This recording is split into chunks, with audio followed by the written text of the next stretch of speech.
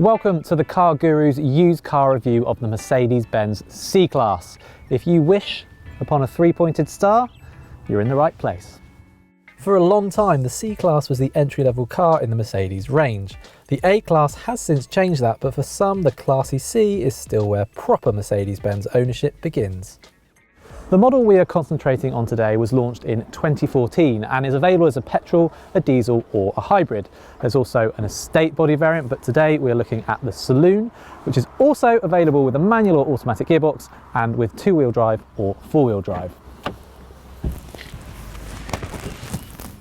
Whichever model you choose, you get this wonderful swooping dashboard design and a really nice mixture of materials. Being a modern Mercedes-Benz, there's this tablet-like screen up here as well, and that is controlled via a combination of this rotary dial and a touchpad. The system does take some learning, and the Garmin Source sat-nav on some models isn't as slick as Mercedes' own system. But once you're used to it, it's all painless enough, plus it's easy to pair a phone and play your music through the car's stereo.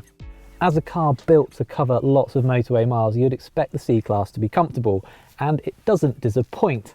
These seats are excellent, visibility is good, and on motorway cruise the engines fade into the background. What's not quite so good is the amount of road noise you get from the tyres.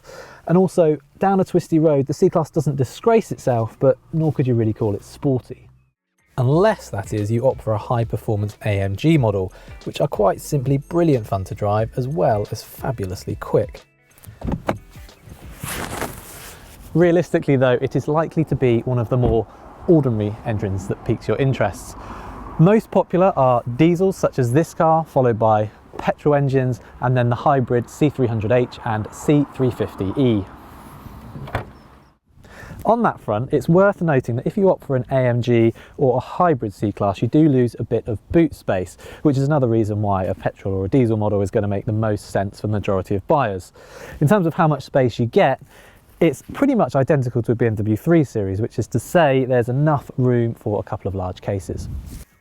Folding rear seats come on all but the entry-level SE and give a flat load bay when lowered.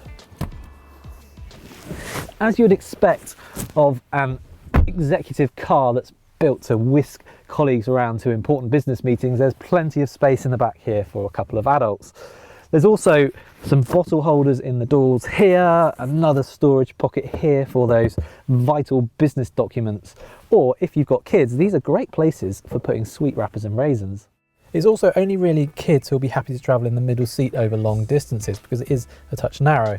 Other quirks to consider are the unconventional column shifter for the automatic gearbox, or on manual cars there's a slightly rubbery shift action to the gear lever. Meanwhile, if you can find a car equipped with optional Airmatic air suspension, it will take comfort to a whole new level. True to Mercedes' ethos, the C-Class is a very safe car, having been rewarded top marks in independent crash tests. It's also shaping up to be a very reliable one, with the only real issues so far being a couple of recalls, one of which was to carry out a software update that reduces real-world NOx emissions of the diesels. You can find out if this work has been done to any car you're looking at by contacting a Mercedes dealer.